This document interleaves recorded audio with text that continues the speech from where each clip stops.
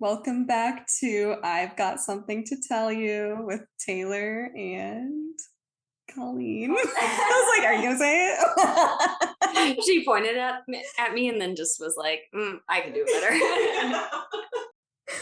Yeah. We just So we're gonna start saying that in the beginning of each podcast. Yeah. We're going to do the thing that you should do at the beginning of the podcast, which is introduce the podcast and yourselves. Mm-hmm. So as of episode 4 and beyond, this will happen. And get ready for some professionalism, people. So professional podcasters. So anyway, what have you been up to?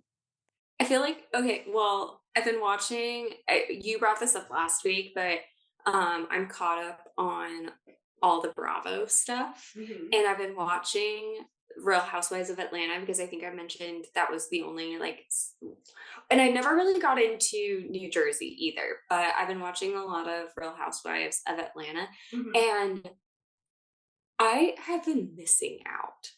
Of New Jersey? No, of Atlanta. They're funny. Nene Leakes is a goddamn star. She's crazy. And I remember seeing the memes and stuff, but not getting the full context. Yeah.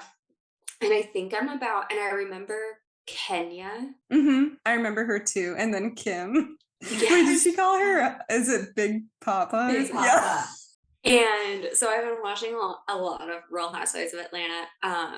I also have been annoying Tayler. I've been super excited to launch this podcast, but the other night I couldn't sleep. I was watching Real Housewives of Atlanta on the TV, and then I'm writing a bunch of stories and Googling all these serial killers, and then also listening to a podcast at the same time, trying to do research for my current story.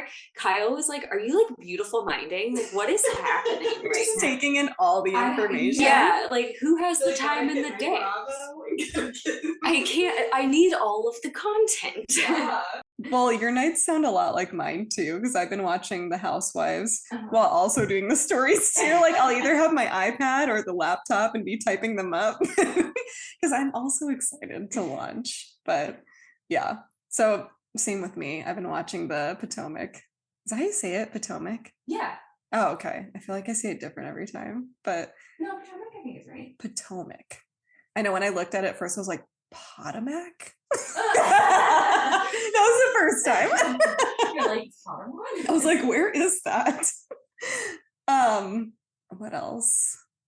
I feel like that's my life right now. Yeah. I feel like I haven't really had much. Oh, I brought up Wicked, and this is more so to, again, he's my husband. I'm going to talk about him a lot. Mm-hmm.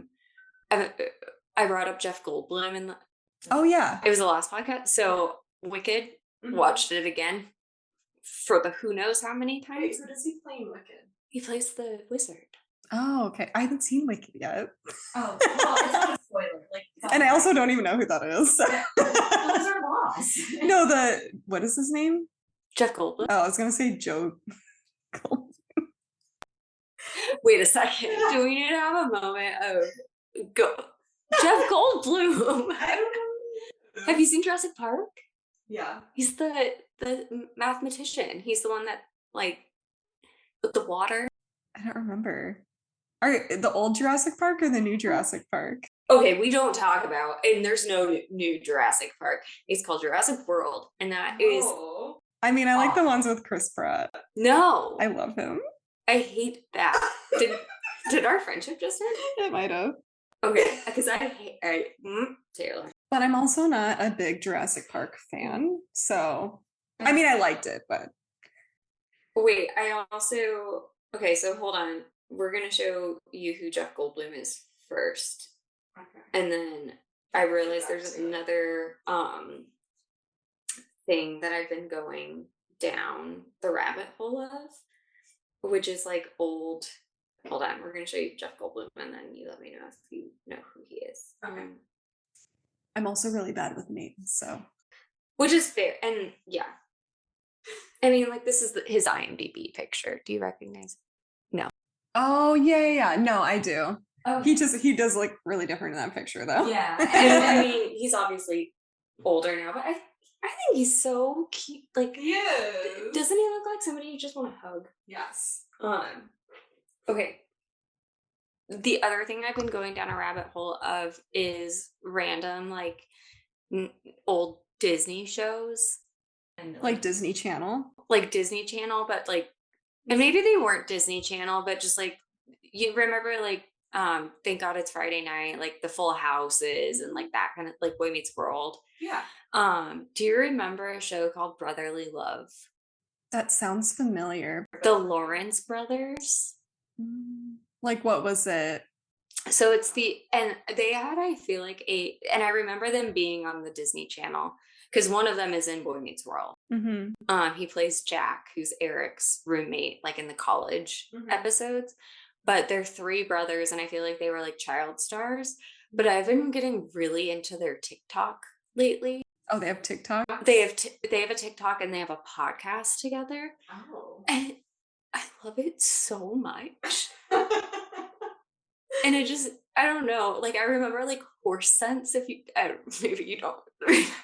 I feel like they sound familiar because I mean, we watch Disney Channel all the time when we were little. There's so many good ones, but it's very nostalgic.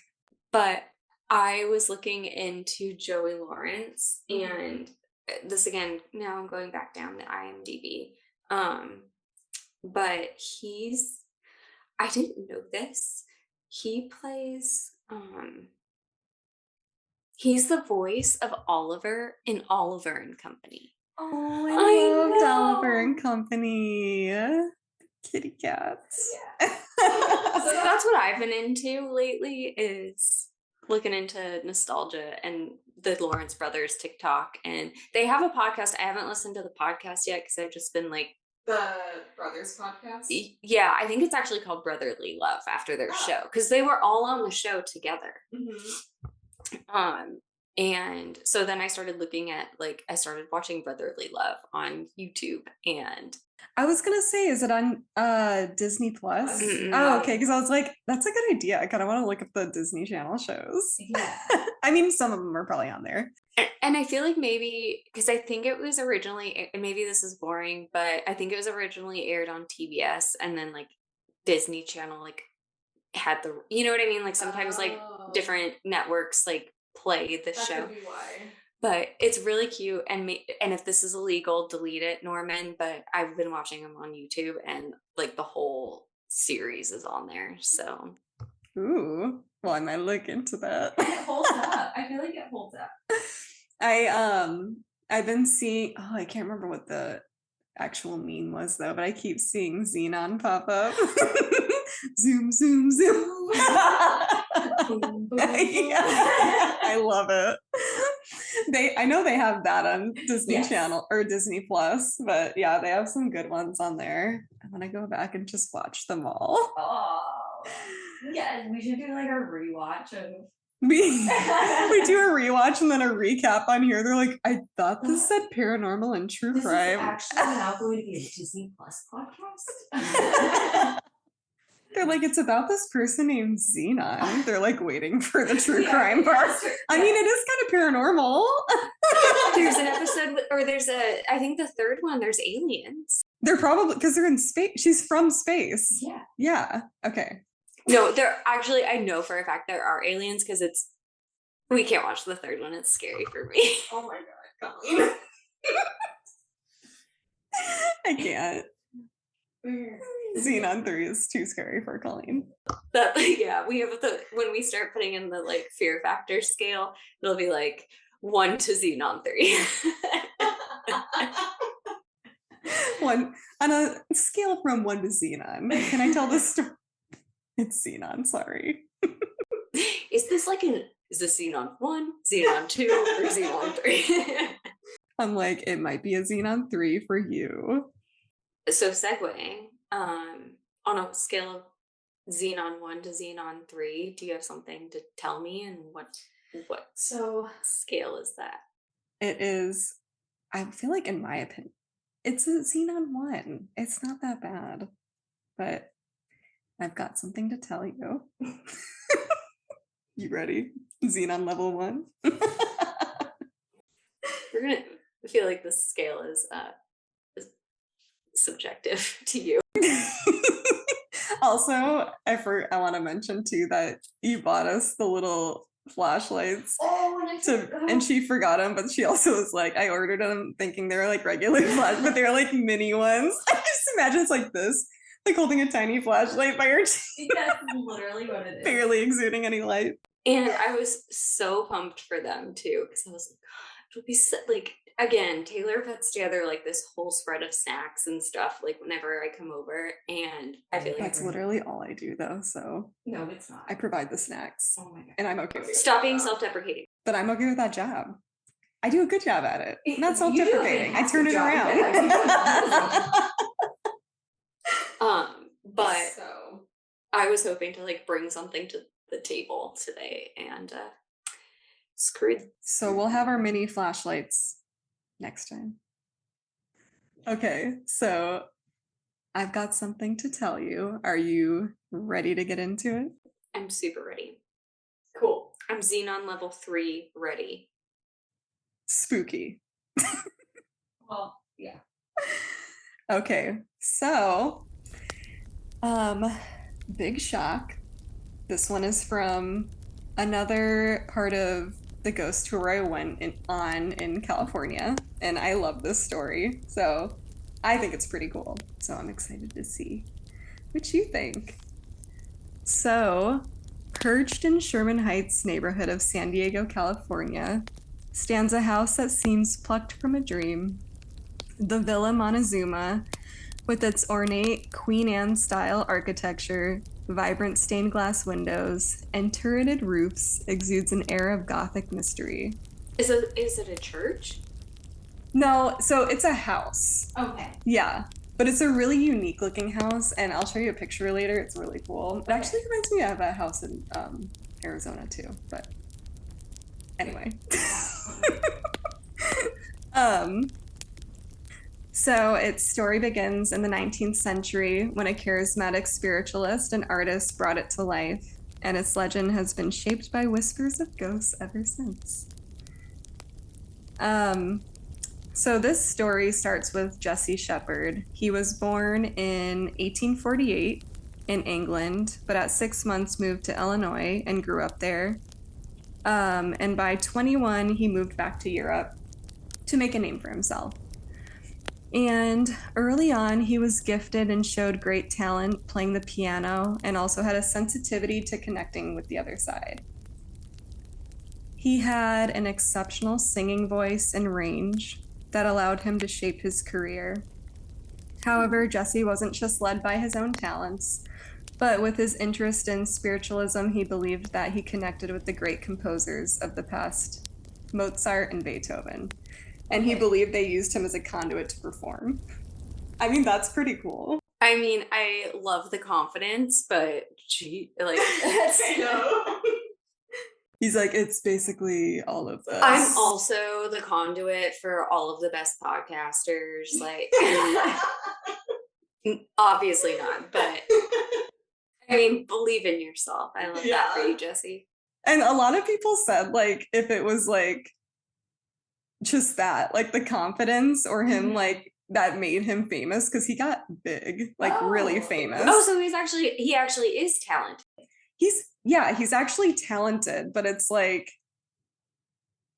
he's making these claims, which also, wait, I think this is the 19th century, it said. Yeah, 19th century, which is when spiritualism was like booming, basically. Okay. So I feel like if like there's a lot of interest with that at that time, like people are gonna be like, oh, Mozart and Beethoven, I have to see this guy. You know what I mean? And I feel like it just clickbait back in the 19th century. It's like a newspaper and they're like, hell yeah, I'm gonna see the guy. Yeah. So from 1867 to 1887, Shepherd toured the world and performed, often staying at the estates of his patrons. Shepherd first visited San Diego during his tour in 1876, making contacts in spiritualism. He wrote about San Diego, and this is a quote, I found the mission in ruins, with owls roosting over the dilapidated doors. But what a mysterious charm this old ruin casts over that placid region, serene in an atmosphere of transcendental silence. So to me, that just means like maybe he found the beauty in it. I feel like that's a lot of words. I don't understand what it means. I feel like, and when you, what was her name? Violet in the. Oh, from the Whaley House? Yeah, like, and I know, and trigger warning, what I'm about to say is in total meaning to be a compliment and not by any means insensitive. But I feel like the writing back then, like, you know what I mean? Like it's more like heartfelt and like it's more artistic, I feel like. Yeah. If that makes sense. No, 100%. And so even though like you said that was a lot of words, I was like enthralled with it because I was just like, oh, that just sounds pretty. That's what I thought too. And I was like, I don't know exactly what it means, but it sounds like basically he found beauty in something like that. And I don't know what San Diego looked like back then, but it kind of sounds like it wasn't like bustling like it is now. Yeah. So like we'd be like, shit's going down. Yeah. So anyway, while he was in San Diego, he met William and John High, who were brothers and also wealthy ranchers who lived nearby. They were fascinated by Shepard and his musical performances that they convinced him to move to San Diego so that he could perform for the elites of the West Coast. And he even offered to finance the construction of the Villa Montezuma, that's crazy. Yeah. Like they wanted him to move there that bad. And I put in parentheses on here that fun fact. They eventually fell victim to a spiritualist cult. Oh and it didn't go into detail about that, but I'm like, that sounds really interesting. You're like, but I need you guys to go into detail about it. So, yeah, crazy that they paid for his house. Are they okay? I'm gonna wait because. No, ask your question. And if it comes up, though, I'll let you know. Okay. I feel like it's a trap. It's the house? Yeah. They seem like they're trapping him. So it's not like I didn't put this in here, but a lot of people said that I don't know, I can't remember if it was on their end or Jesse Shepard's end that it was like some kind of fraud going on. But okay. Yeah, like I don't know if they actually had the money for that or. But like general rule, if somebody wants you to move across the country and is gonna buy you a house, it's a trap. Yeah, they're gonna buy you a house that you get to build from the ground up any way you like it, like custom. Yeah, trap. It might be a trap, but I feel like I'd be like, hell yeah. Okay, maybe not. Beyond the Jeff Goldblum conversation, do I have to go into safety? So anyway, about 10 years later from his first visit to San Diego, in 1887, Shepard arrived in San Diego seeking a space that would reflect his artistic and spiritual sensibilities. And he partnered with 2 real estate developers to build what would become Villa Montezuma. And it was designed by architects Comstock and Troche, which I feel like they were famous architects because I feel like they really brought up that name a lot. So I guess he got like top of the line too while he was getting it built. That's amazing. Yeah.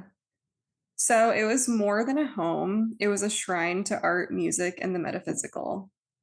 On the outside, so it's like this like dark green and these like deep red like turreted roof, and they're shaped almost like, I mean, I don't know if people know what like Queen Anne was like, or Queen Anne style. I had to look it up, but it had like these little, like a little tower on top. It's like a circle with a point, like that. Okay, kind of like a dome, but with like yeah.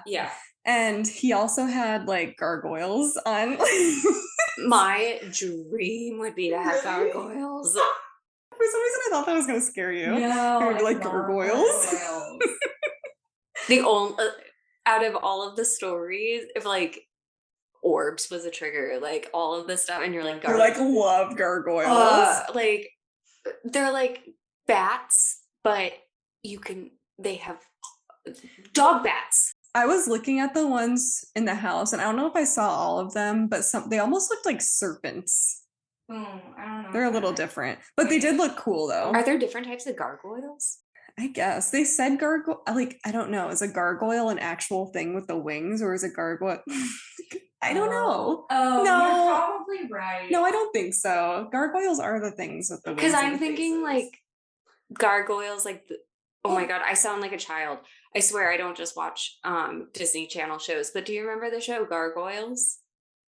That sounds again, like I was like, yeah, but I can't remember. But that's what I'm imagining, that all gargoyles are like that. So maybe you're right that like gargoyles is style of like sculpture versus. It could be. And also online, they just said gargoyles because maybe they didn't know what else to call them. So we'll have to look into that. But when I was looking at them, I was like, that's not what I thought a gargoyle looked like either. Okay, well, I'm excited to see them but also serpents with wings sounds. It's like going up. I thought it was kind of cool. Oh, well, I guess that's kind of what a dragon is, though. A flying snake. Kinda. It's like a flying reptile type. Yeah. Mm-hmm. Should we do an episode about gargoyle? We should. So that was the outside, and it's also a very like Gothic style themed house. It's really pretty. So the interiors were filled with carved wood, elaborate murals, and multiple windows were beautifully crafted with stained glass. And each one represented one of Shepard's favorite artists. So like there would be a face in the actual stained glass. Like scary face? Like what? No, they were like his, like, so for example, oh wait, actually, I think I have that later on. But yeah, they're famous artists and authors. So it's basically like a portrait, but it's in stained glass. Oh, that sounds pretty. Yeah. When is this going to get scary? Because everything I've looked. I feel like it gets a little spooky, but it's not a terrifying story. Yeah, it's all of this is just like I'll be Pinteresting this later. Like no, that's why I like the story, because yeah. This is my favorite. I like this. So you might not like this part, but it doesn't go too. As soon as I said it. So he had a music room in there, obviously, because he played the piano and was like just really involved in music. And he held seances and recitals / performances there. People need to stop doing seances. Stop it. They need to keep it going. But so that was like the heart of the house, is like this music room where he would perform. Did the door lock from me? It did not. There was no door. What? But there was secret passages in this, like scattered throughout the house, which is really cool. Yeah. And one of the most notable ones is the fireplace, which lifts up to a hidden room in the house. And I went to this one, but we didn't get to go inside. Oh. And which really sucked. We only got to see the outside. So I do want to go back because it looks so cool. Do you want to know sorry, not sorry. We're not sorry. We're not sorry. No we're apologies. we're gonna start a sorry jar. But imagine though, like, remember oh God, stop bringing up old TV shows. But I mean, if it's relatable, it's relatable. But I was thinking about like these houses with these like cool features that are old, like the fireplace that like comes up, like, but it's like a 37-inch TV that like your fire. Oh, like the TV comes up? No, yeah, like from under the fireplace. Oh. So it's like all these like. So it looks like antique, but then the TV comes up? Uh-huh. Yeah, I like that. You can do that in your house? Wait, what TV show is that from? I was thinking Pimp My Ride, but I guess that's not really. Oh, you're saying like if they did that like to the house? Yeah, like it's like Pimp My Old, like Pimp My Haunted House. Yeah. You like seance rooms? We got you 20 seances. The ghosts start coming up. He's like, okay, music time. They go back down. So by candlelight, Shepard would play his grand piano, claiming to summon the spirits of the deceased composers who guided his hands across the keys. His guest would sit transfixed as the music swelled, sometimes accompanied by strange phenomena, lights flickering, sudden cold drafts, or the inexplicable sound of footsteps in empty hallways. I feel like he did like set something up to do this. You never know, but it was also the 1800s, so it's like he could figure out a lifting fireplace. You don't think he could figure out like a fan in the back? True. He didn't build the fireplace, but the famous architects, remember? These were side jobs that they had.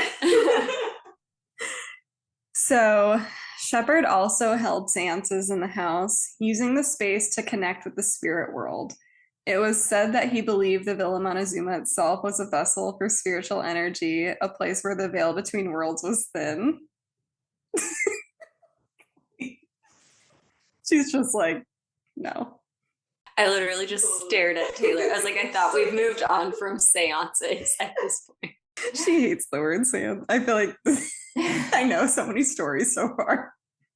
Seance room. I feel like you're gonna hate this one too.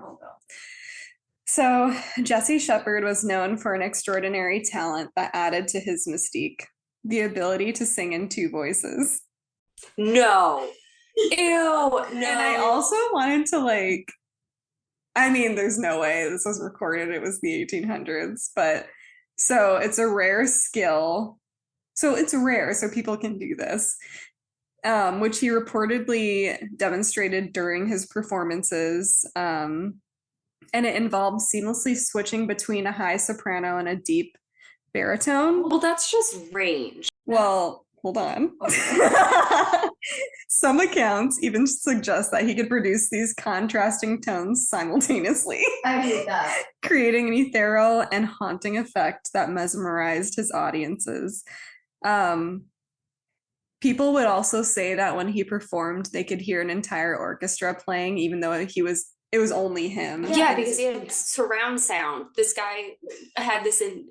He was also summoning all of these great composers. Like, imagine, like, so what I think, say he really is doing this, it's like almost like a hypnotic state. And he really is summoning these like famous composers and stuff, and they really are all playing and they're hearing it in that way. I feel like that'd be so cool. I mean, that is beautiful. You're right. Like if true. I believe it. Of course you already know that though. I mean, and so I think I get into this later, but okay, let me just wait because I think I do get into that later. Sorry. Not that it's fake. And sorry, and yes, you're right. I shouldn't be so skeptical and I didn't say that. but I'm just trying to poke holes in this Jesse guy's story. Yeah. Because again, like the 19th century, like spiritualists and spiritualism was like a big thing. Mm-hmm. And I mean, it's fine, I'll get into it again, but he eventually steers away from spiritualism for that reason, but he does it because he was like more legitimate. Like he liked, and I didn't write this either, but when he would do his like touring, like he had like mediumistic abilities too. And I think, and this is, I should have wrote this down, but I think like he liked the idea of like helping people, and he didn't like the trickery of people who would like take advantage of people that are just like mourning and stuff. So that's kind of why I think he's legit. Yeah, I take it all back. That's on me because I didn't add that, but I forgot I read that, and I feel like that is kind of important because the story's a little out there. Well, I was gonna say, like, I was ready to like shred Jesse, but now I like him. Now you love Jesse. Well, let's not love. Okay. We're like, because I haven't heard the end of the story. Yeah, okay, so his dual voice singing was more than a mere party trick. It was an integral part of his spiritual and artistic persona. He often claimed that these voices were not his own, but were channeled from the spirits of great composers and singers of the past, like we said. For those attending his concerts or seances, this vocal phenomenon lent an otherworldly quality to his performances, further blurring the line between the earthly and the divine. This vocal ability, combined with his dramatic flair and claimed mediumistic powers, gave Shepard an almost supernatural presence, adding to the Villa Montezuma's enduring legend. And that's what I kind of think is like his presence was what made him kind of like stand out and why he got super popular. So then I get into not long after living at the Villa Montezuma, he slowly became less involved with spiritualism due to becoming aware of trickery and fraud of other spiritualists and leaned into Catholicism. And he also, I didn't write this in here either, but after like leaning more towards Catholicism, he stopped doing like the seance stuff, and then he didn't perform as often. I don't think he got more into writing. Oh, okay. So did he write for other people? He wrote for something called the Golden Era, which I don't know if it was like a column or something. I didn't research. Oh, not writing music. Like yeah. Right. Like okay. writing. Yeah, like he changed his, I think he said like he wanted to focus on that more as like a creative outlet or something, which cool. But the seances I think were cooler. Was he also then like the vessel for the writing writers? Yeah. He starts channeling, I don't even know famous writers, but well, it's like I know famous writers, but I don't know the time period. So I'd sound dumber than normal. So despite the grandeur of the Villa Montezuma, Shepard's time in San Diego is short-lived. Within just 2 years, he abruptly sold the house and left the city. The reasons of his departure remain unclear. Some speculate he felt the house's spiritual energy had turned oppressive, and then others believe he had financial struggles or personal conflicts made him leave. So Jesse Shepard died on May 29th, 1927, in an eerie way, but also kind of true to who he was and what he was known for. And so I'm going to read you a quote from his long-term partner, Lawrence Tonner. Oh, Lawrence? A man? So he was, he never admitted this was like a romantic partner, but people speculate because he was there for his whole lifetime. Aww. So I know. I feel bad talking crap about Jesse. I take it all back. I mean, in the beginning, it's a little out there, so I get it. You had to hear the whole story to, yeah. I think he seems really cool. Yeah. So Lawrence Tonner wrote, "It was a Sunday evening. We had a number of people invited for a music recital at our home, about 30 people. A collection was set to be taken up. Mr. Grierson had played a number of his marvelous instantaneous compositions on the piano and had given the company a talk on his experiences and impressions of France and Italy. He turned to the instrument and announced that the next and last piece of the evening would be an Oriental improvisation, Egyptian in character. The piece was long, and when it seemed to be finished, he sat perfectly still, as if resting after the ordeal of this tremendous composition." And he often did that, so they kind of expected that. But it lasted too long, and I went up to him. He was gone. No. His head was only slightly bent forward, as usual, playing, and his hands rested on the keys of the last chord that he touched. It's not funny.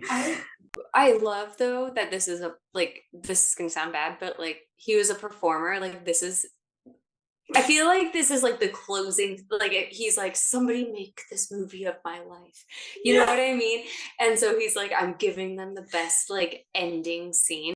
Sorry. That's what I think too, but I was just laughing because like there was I can't remember if it was BuzzFeed Unsolved or Ghost Files because it's the same people, but they were saying like because he passed away like looking like he's still standing there, but or not standing there, sitting there, and they said that was his usual thing. And like he said people were probably like clapping and clapping, and then they like kind of stopped and he's still sitting there, and then they're like but again, if you're writing the end of that movie, does that not give you like the perfect like closing scene? But I also was thinking about those times when have you ever been so tired like you literally can't keep your eyes awake? And I think like your eyes are so heavy. Yeah, like where you can like see your eyelashes because your eyes are closing so hard. Like the amount of times I fell asleep in meetings because I'm just like, I can't take this. But that's what I was kind of thinking, and he's just taking a long snooze.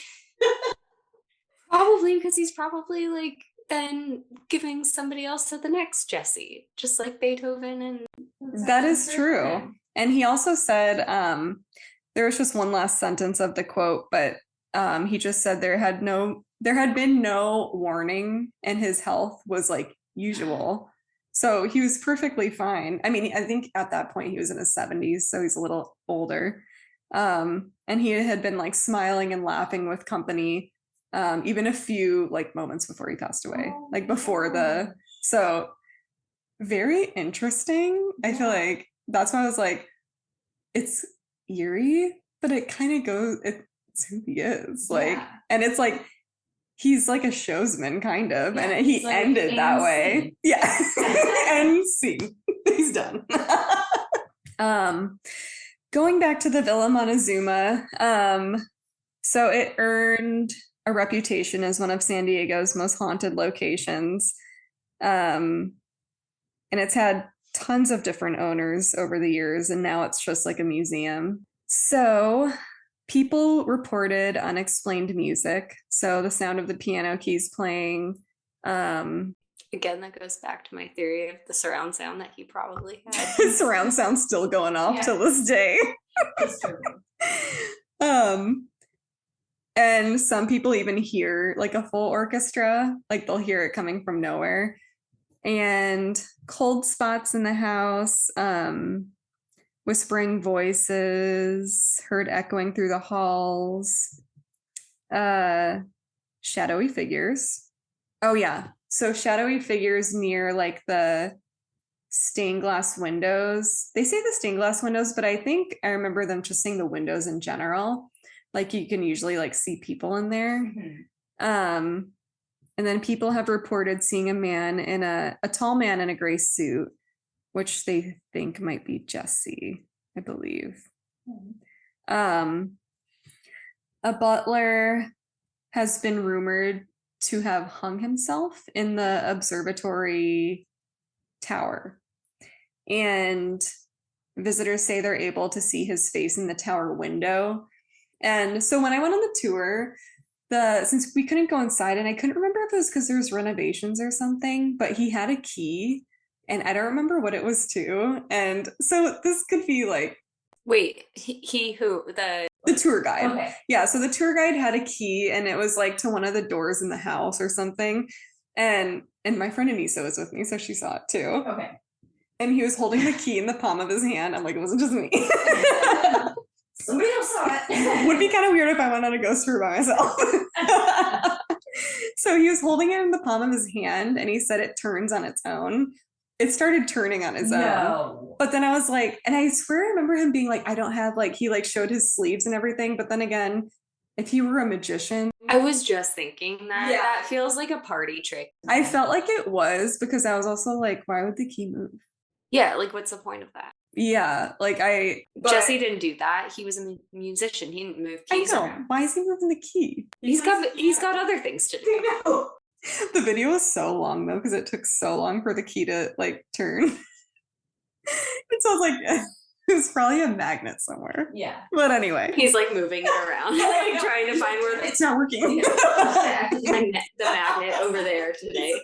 But so they passed the key around, and I was like, I'm not touching it. Because in the moment I was like thinking it was for real. Because I was already spooked because we went to so many different places, and I was like, I don't want anything attaching to me. So anyway, there's been a woman in white overlooking the balcony that they see often. And I do remember them mentioning that, but they don't know who it is. But again, he did seances there, so it really could be anyone. Yeah. And then on one of the stained glass windows, the portrait of Peter Paul Rubens, who was an artist, it said that his beard is slowly turning gray, as if he's like aging. He's dead. Yeah, his portrait is aging. And they've also said the faces like change. I mean, that's rude. In a post-life, like, I would... Okay. Am I going to regret saying this? I don't know. I would want my portrait to be, like, the best picture of me, and if you started changing it and making me age, like, I would be so pissed. They're like, oh, there's a white hair. And also, like, don't you have to, like, commission a portrait? Like, you probably, paid a good amount of money for it. Yeah. So, again, rude. But they're not saying that, like, so they're saying it's supernatural that it's changing. Not somebody actually changing it. No, I know. But that's what I'm saying is, like... And so you think it's rude of the ghost to, like, change your portrait? Well, is the ghost... No, that's what I'm saying. You're trolling the ghost. Like, you know what I mean? Like, I'm not here anymore. Mm-hmm. I'm stuck in this house, and all I can do is, like, ooh. And now I have to watch you age my portrait when I probably looked... like, no. So the ghost is bored and is messing with your portrait, and you're saying that's rude of the ghost. I really don't know what I'm saying. That's what it sounded like to me. Okay. It just sounded like you wouldn't want somebody messing with your portrait. Yeah. Like, I feel like whatever's messing with the portrait, stop. Yeah, like, do something else. Exactly. Move some chairs. Flicker some lights. Like, stop bullying me. I'm in the... like, you go back, you have dark circles under your eyes. Exactly. Like, it would be like if you had a portrait and I just went in, like, put, like, roots on your hair. But do you know what I mean? Yeah, because I'm like, I don't want to be remembered that way. Yeah. Paint me as, like, the young Taylor, not the Taylor that looks like she hasn't got a sleep in 100 years. Yeah, like, leave me alone. So, Colleen has beef with whoever's changing those. Whoever's doing this. If you're not gonna Photoshop me to look hotter than you're not aging me, yeah, and making me a part of your haunting. I will commission you to make my portrait in post life like better looking. You just keep getting more, like your hair, like gets upgrades. Like, keep me up with the times and like the makeup trends, especially the eyebrows. Like, you can't have the thin eyebrows and then go to the super thick eyebrows, and then they're like, wow, she was really ahead of her time. She was such a trendsetter. Exactly. So that is the story of the Villa Montezuma. I hope you liked it, because I love that one. I really liked that one. Okay, good. And do you agree that it was a Xenon one? Yes, I agree. It was a Xenon one. But I do want to see pictures of it. Do you want to see them right now? Oh, it's so pretty. Right? Are you talking about the, when you said that it looks like the house here in Arizona, are you talking about the one that does the tours too? The like big one? I've never been in it. I always see it, I think, when we're driving to Phoenix, maybe. Is it in Tempe or Phoenix? Then we're thinking about two different ones, because this one I'm thinking of is like on Kyrene or something. Like, it's not I know what you're talking about. Yeah, that's like a lavender field now. Yes. Yeah. No, I'm talking about I'll find it. But yeah, no, I think it's either Tempe or Phoenix or in between.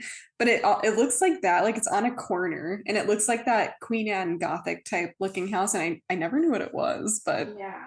Wait, does this look like the chair that you sent me yesterday where you're just yeah, it does. There's a velvet green chair, and it just looks spooky. And I sent her a picture. I sent her a picture. I was in a coffee shop, and it's like an older coffee shop, and I had this random green chair. I was just like, what did I say? You were like, isn't this a spooky chair? I was like, yeah, why are you being so ominous, chair?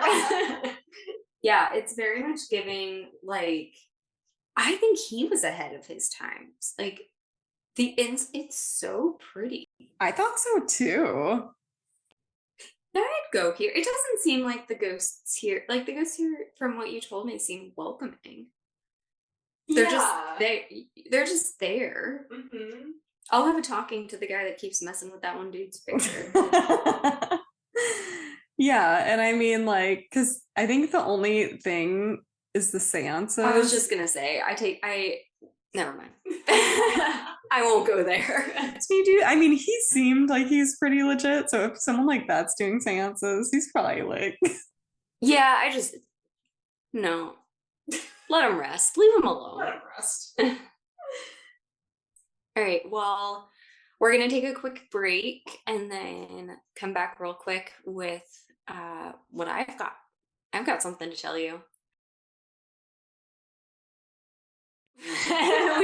we sit here and do these for hours. So, well, Tayler did a fantastic job on her story. I really liked it.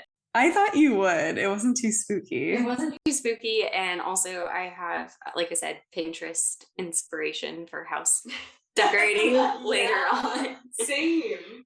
Yeah. Okay, so I've got something to tell you. Ooh. Tell me. Okay, well, I'm gonna start off with, do you remember the era, and maybe the theme of this episode is like Colleen just talks about old TV shows, but That seems to be yeah, that's okay.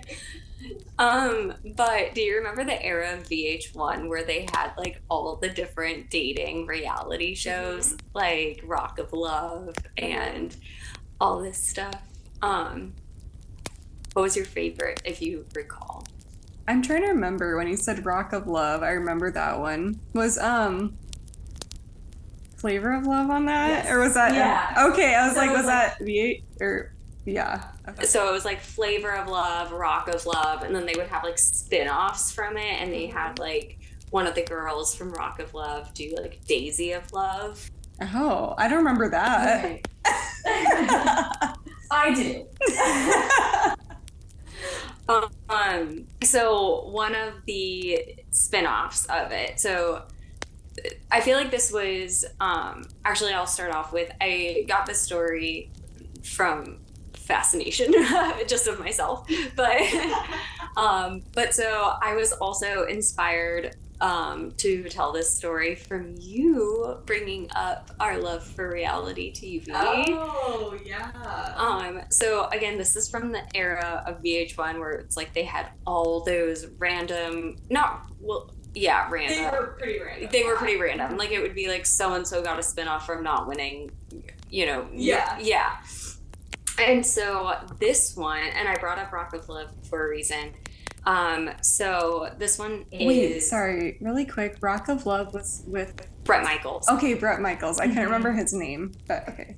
And so then there's this contestant on there, Megan Hauserman, and she, like, the other thing, and maybe trigger warning, my body dysmorphia really hits when I look at this girl, because like, how do you get a body like that? Like, it's unreal. Like, she is a beautiful girl.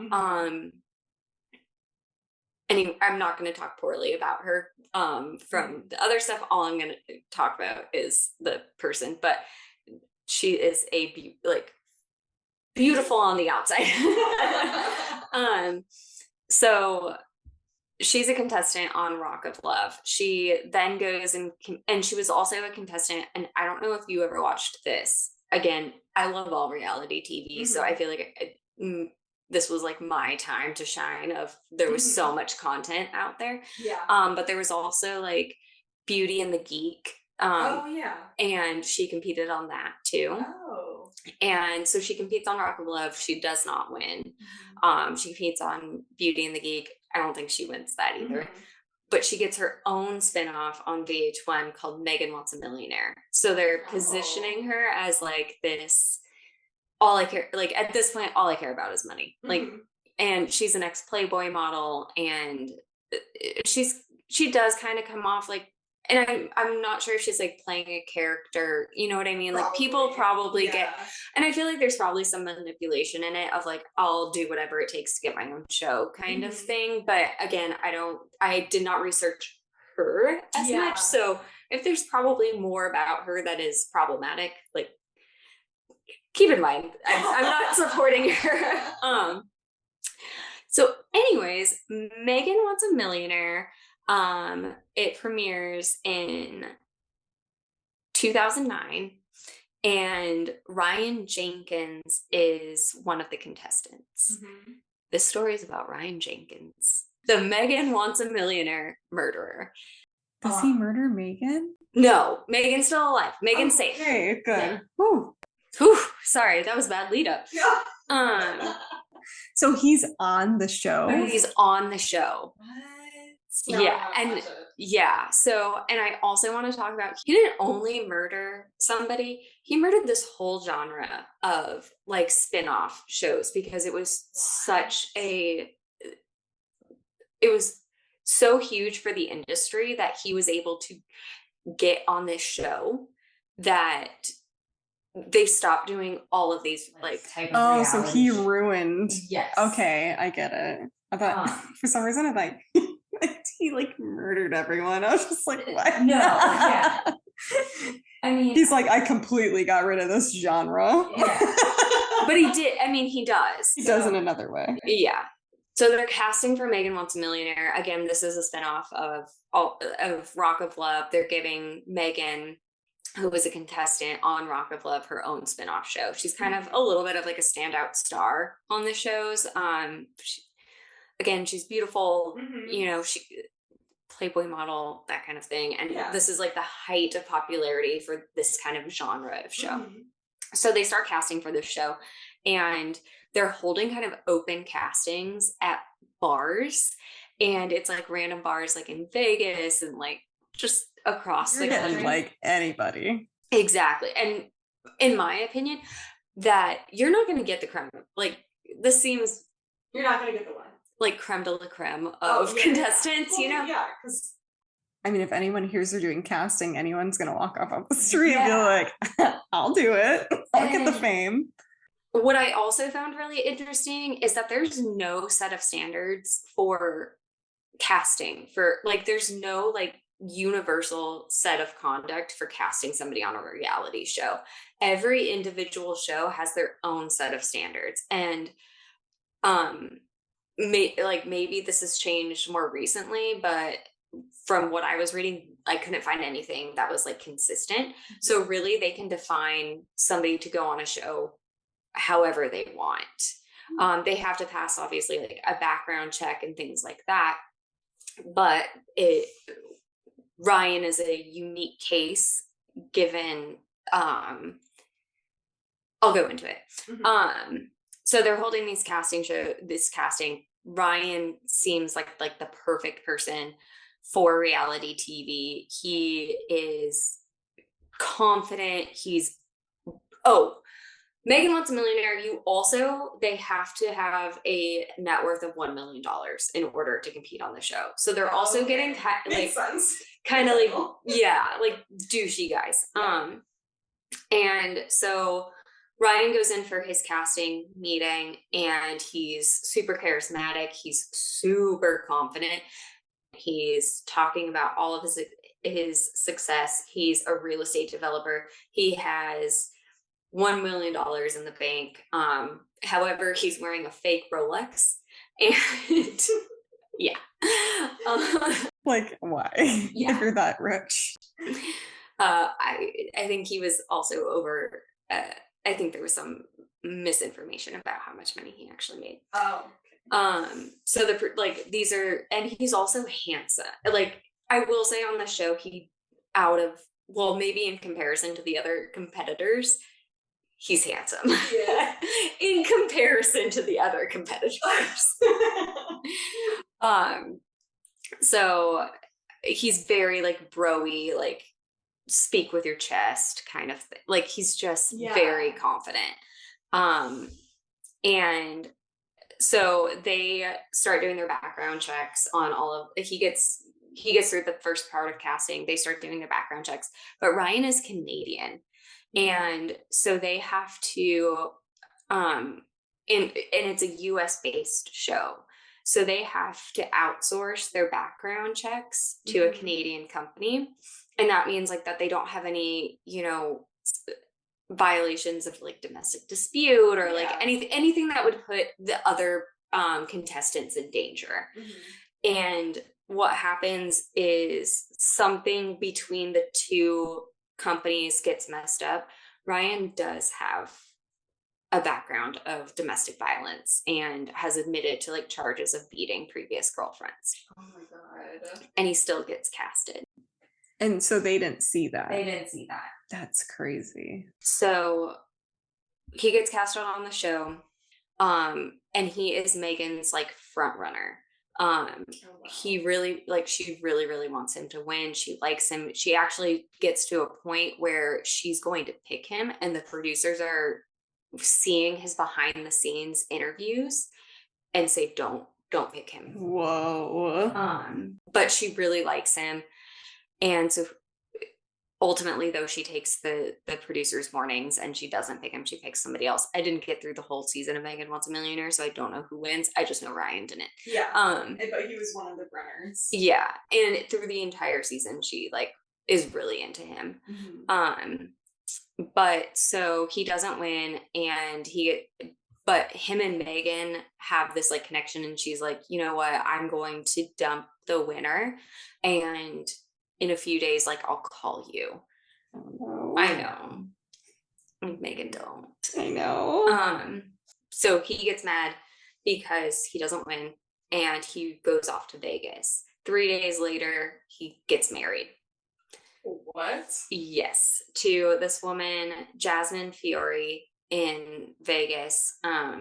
So Jasmine is a 28-year-old model, aspiring entrepreneur. She's a swimsuit model. This is kind of like his type, like very beautiful, very model. Like, yeah. They meet while Ryan is in Las Vegas, and they have this whirlwind romance. Quote, and I rolled my eyes and did air quotes because they get married. It turns very toxic. Obviously, Ryan has a past of abuse, and so he starts verbally abusing Jasmine and accusing her of cheating. But they still try and make it work. However, in August 2009, Jasmine's body is discovered. She had been obviously beaten and stuffed into a suitcase and dropped in a dumpster in Buena Park, California.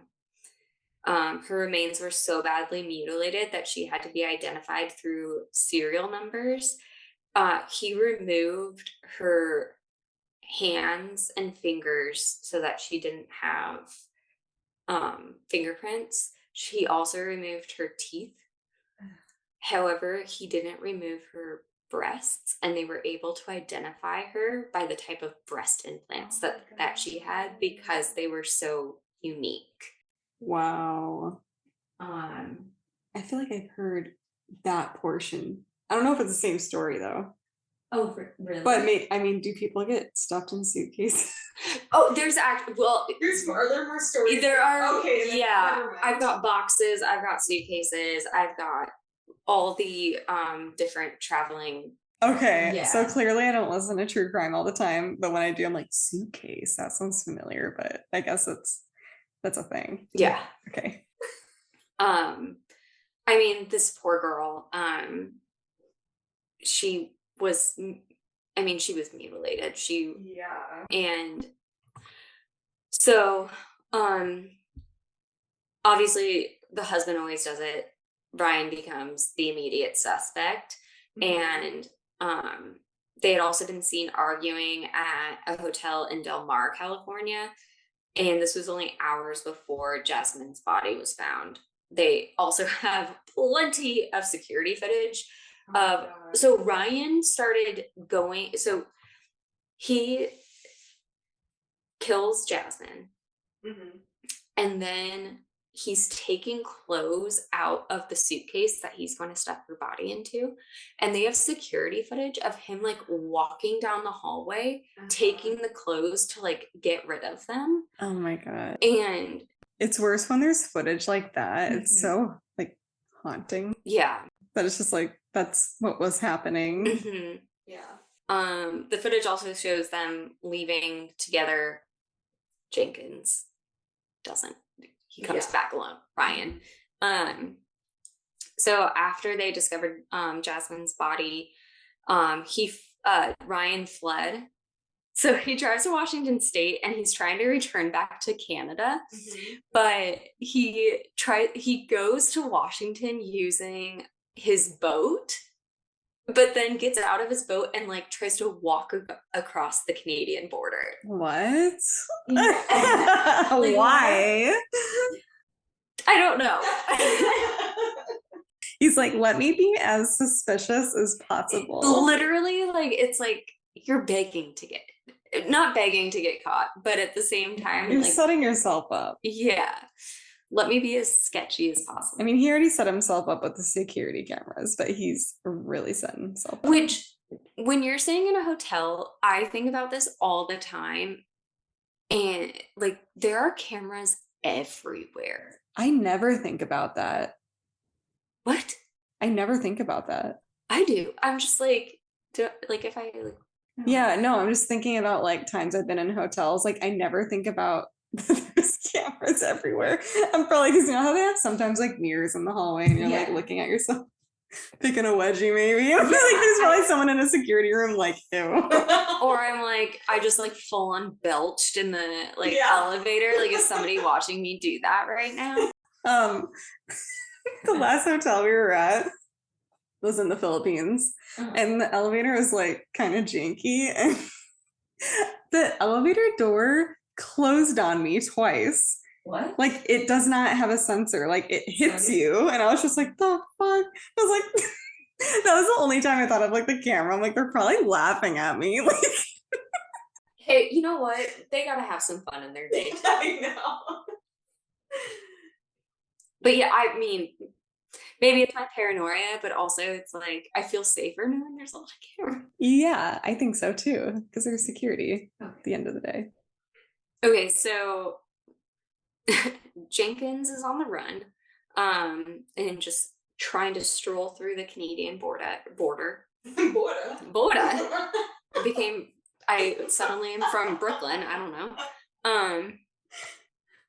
But they're like, they know who it is, and so people are on the lookout for him. He gets stopped at the border. No, he doesn't. I lied. No, he got stopped at the border. Yeah, the border, but the border, he was fine. He does get into Canada, and he goes to the City of Hope. Ironic, because he then rents a what would be the last car you would ever want to drive? Like, if you had the choice. The last car I'd ever want to drive? Yeah, and maybe that's a bad question for you, because I don't think, well, maybe it's a question for Seb. I feel like I'm not a car person, so I feel like mine's like pretty average. Like, I can only think of the next car I want right now. Maybe a super nice car? I don't know. I feel like What about you? A Hummer or something like. That's what Seth would say. A Hummer or a G-Wagon. Oh, I see that. Yeah. But he rents a PT Cruiser. Oh my God. I hate PT Cruisers so much. I hate the way they look.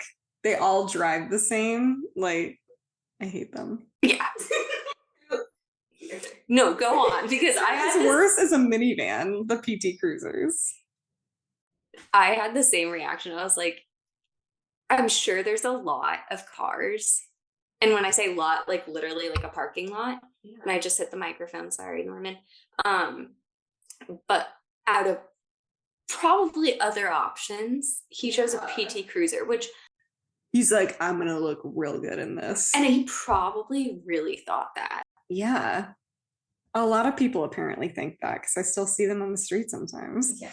Well, so he gets into Hope and he rents his PT Cruiser and then he goes and checks in at a local hotel. This is the last of Ryan Jenkins because he's found he's hung himself in his hotel room. He kills himself because he knows What's gonna happen. Yeah, people are coming. Like he knows he's caught, and I hate that. I wish he got caught and he had to sit and think about it day after day. so after the murder of Jasmine and the subsequent ending of life of Ryan, there's a lot of confusion and devastation about how did this guy get onto reality television, a dating reality show. Mm-hmm. And also, while this is all going on, Megan Wants a Millionaire is airing and is on episode 3. What? Mm-hmm. That's crazy. I want to know, did you see anything about her getting interviewed after and what she said? Yeah, so there are a lot of, and I'll go into it because I also have stuff about what the producers said and just kind of addressing how did he get picked, why did this happen, and also good for them for warning her, because I feel like they probably could have. Reality TV producers are all about the ratings, and It had to be disturbing enough for them to be wait a minute, because they're watching hours and hours and hours of footage that doesn't get seen. Only a minute of it gets seen, so they're seeing the raw stuff, and yeah, I can only imagine. Yeah. So good on these reality producers of warning her. I'm sure Megan, and I didn't see too much, but I'm sure she's very thankful for that. So Megan Wants a Millionaire is airing, and it's on again episode 3 when all of this is happening. He's also been casted on and has competed on another show on VH1 called I Love Money. What? Did they not see his background check again? Because he was already on Megan Wants a Millionaire. Oh, so they didn't even do it, probably? Yeah, they were just well, we've already casted this guy. And I Love Money is all the different dating celebrity people competing, just a real world road rules challenge kind of thing. And so he's competed on it, and they will never air I Love Money season 3 because he's on it and because of what he did. Oh my God. And so they have to pull that whole season. And there have been cast members that have said he won that season. He won? Yeah. Dang. Yeah. That's crazy. Yeah.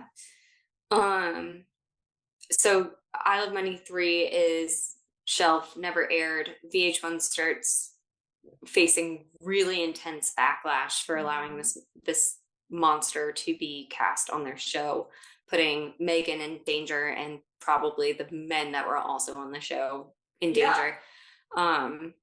This also raised serious questions about what is the vetting process for people competing on reality shows, and ended the there is not VH1 has never put out a show like this again. They completely scrapped this whole genre of TV.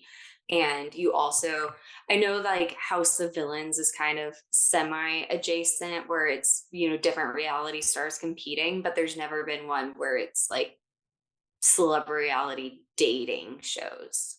Yeah. And also maybe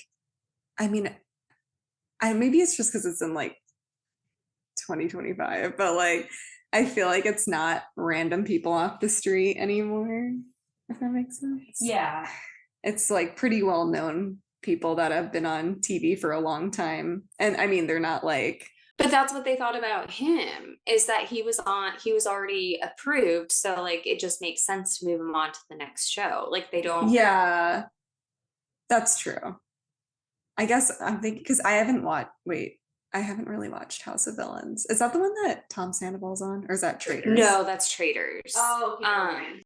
House of Villains. Wait, was Jax on that one? Mm-hmm. Okay. Let's see, like he has like 9 years of or whatever of. Yeah, but you also watch him on TV and he is a sociopath. Like, totally. Yeah. Yeah.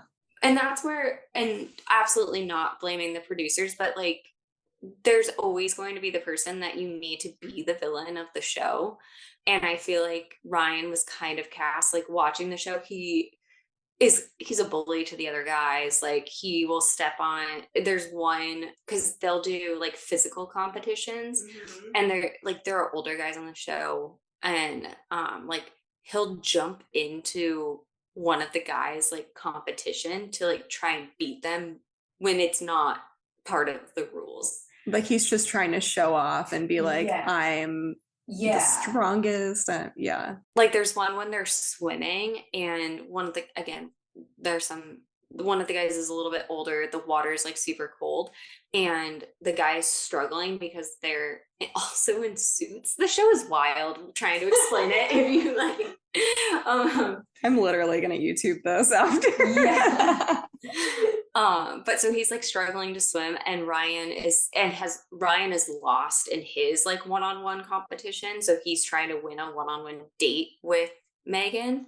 So he's viewing this as like, this guy is struggling. I can just jump in the water and beat him.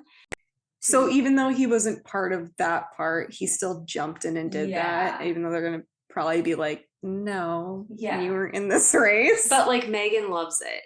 You know what I mean? So again, like this was her front runner. She wanted to pick him.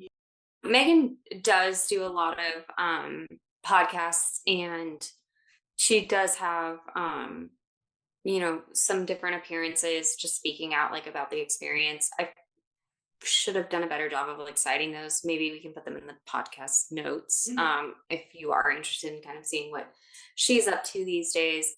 But as I said, she's described him as her front runner, but that she did not know the red flags behind the scenes and while they were filming. So again, very grateful for the producers who made sure that she was taken care of. Why does this story matter? Which is literally just like my big thing on my notes. The story matters.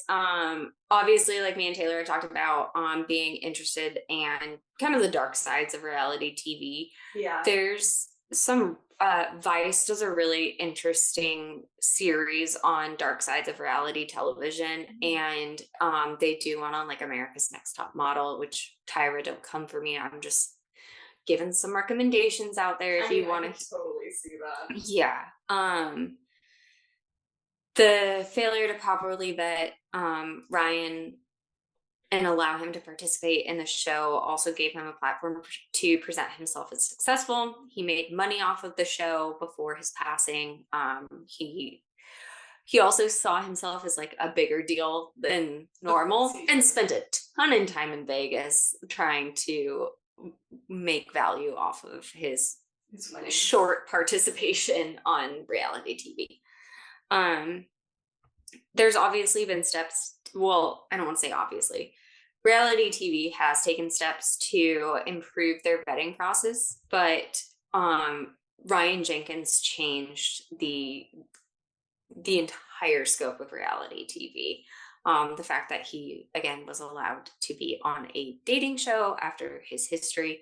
But so Ryan Jenkins has changed the entire scope of reality television, and ended an entire genre of reality TV. And obviously Jasmine's family has spoken out about how this has devastated them, but hope that people like Ryan are never allowed to get this platform again. There's a lot of really interesting reality TV true crime stories.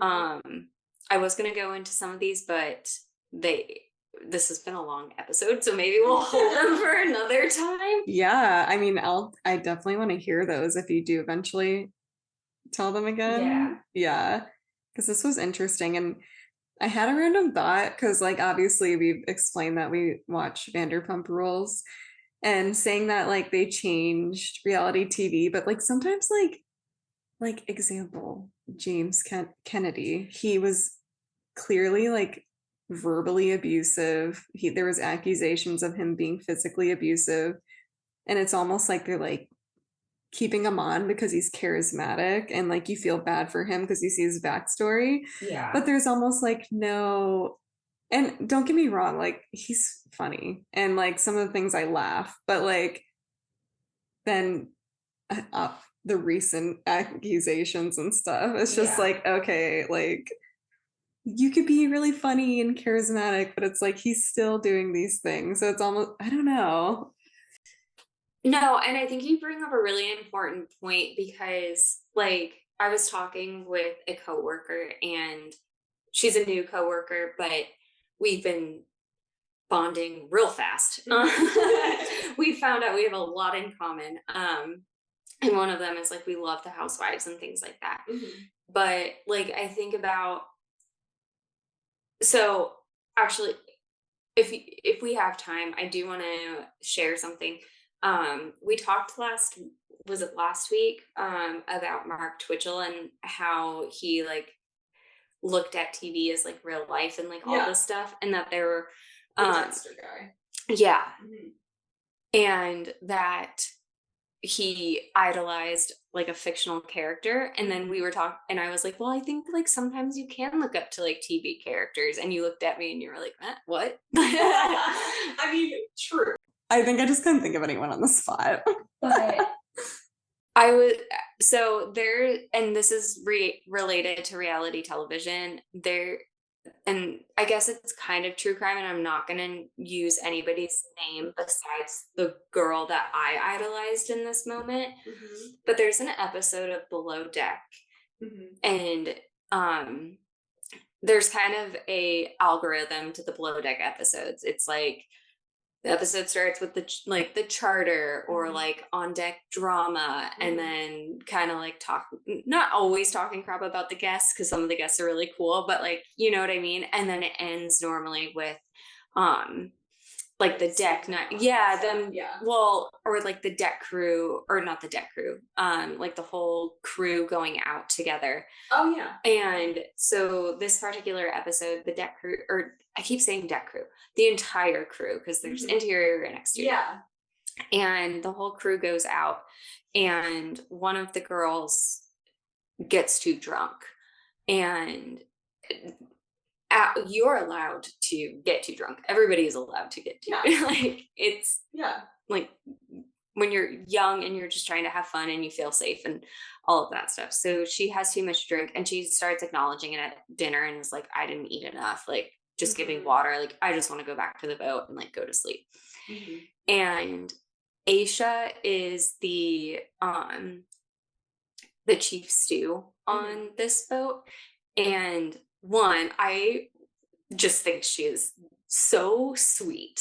So like I look up to her in that way. But so this girl that is one of the interior girls, she has too much to drink. They go back to the boat, and the lights go off on the boat at one point, and one of the guys is nude, and he goes into her cabin and crawls into her bed. And the producers come in and are like, you got, like, get out, like you can't do this, like get out. And he gets so upset, and the girl is passed out, like, and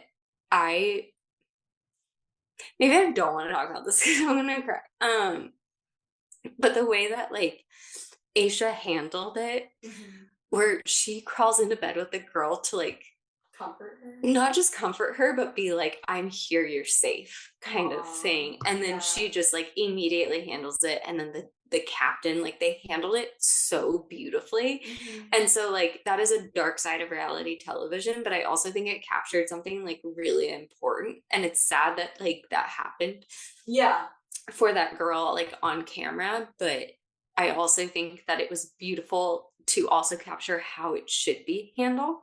Yeah. For females, because with your friends, like you have to look out, or even with not your friends, even like you just see another like woman, like something happening, just like and ways to handle it. So yeah, I feel like maybe it just depends on production. Yeah, I don't know, but yeah, it can be messy. It's super messy, and like I will stop talking about TV at some point. There's also never mind. I can't make any more TV recommendations. We're like this is a 3-hour episode. But yeah, I just found it really interesting, especially because like Taylor and I are so into reality television, and just like I just found it really fascinating, the casting processes and stuff, and that they're just they just like let it slide, but that was probably such a big wake-up call. But I do feel like everyone at some point has probably watched some kind of reality TV. Yeah. Because even like there's so many, especially back in that day. I feel like there's good ones like Maid. Do you remember Maid? Yeah. And Room Raiders, and like my cousin was on Room. I knew someone that was on it too. No way. Yeah, it's so weird. But it's just like, yeah, I kind of miss that reality TV, but I feel like it could never be the same. That was just like the start of reality TV. Well, and like remember the Housewives of OC, Vicky's boyfriend like lied about having cancer. Like there are so many, and we joke about like reality TV and it being like mindless entertainment, but there are so many like dark stories.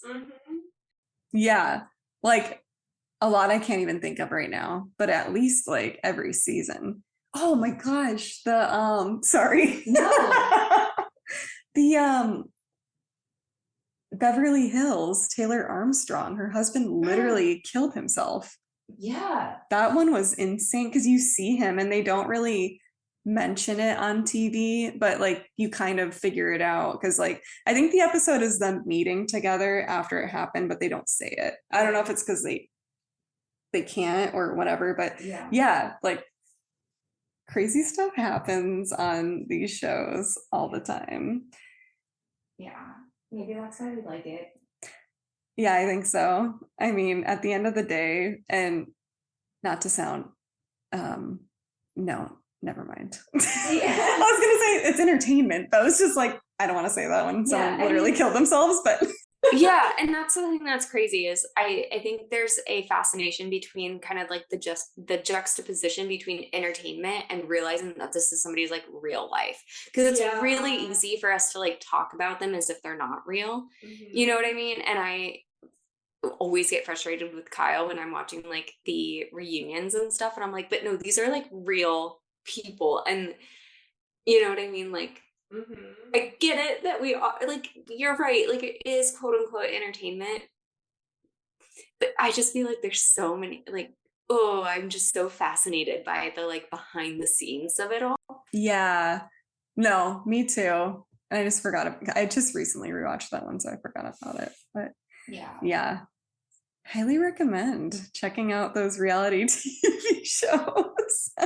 And I'm gonna look that one up on YouTube, the one that you covered, because I do kind of want to see that. I will say I forgot to note this, that not all of the episodes are on Megan Wants a Millionaire because they pulled it from, or sorry, not all the episodes of Megan Wants a Millionaire are released because they pulled it from air once again. But you could probably find like clips, right? To see like how I would just like to see how he acts. I would say I think there's only like 3 episodes and they're broken up like really sporadically, but you can follow follow along. Also, Rock of Love and Daisy of Love are on Hulu. Real good rewatch if you ever need to go back to something. I will add that to my list. So yeah, I feel like that wraps the first story. Yeah. That was a good one. This is the TV recommendation show now. Yeah. And we'll refrain from talking about reality TV too much, but also reality TV is like a little bit of our life. Yeah. And we connect on it a lot.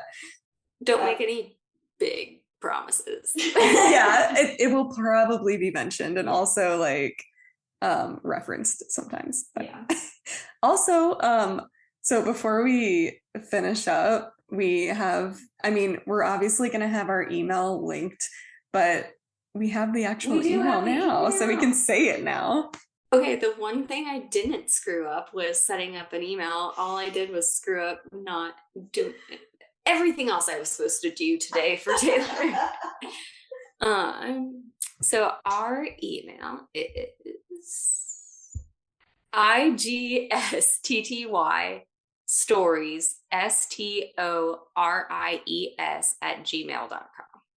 And that's where you can send your own stories. Mm-hmm. And when we get enough of them, we'll do like a special episode and read listener stories when we get listeners. Yeah. Or if you just want to send general feedback, that'd be great too. Yeah, that too. So I think that concludes our episode. Yeah, so Watch all of the next episode. We will recap all the TV shows Yeah. we talked about. All right. Thank you guys. thank you for listening. Later.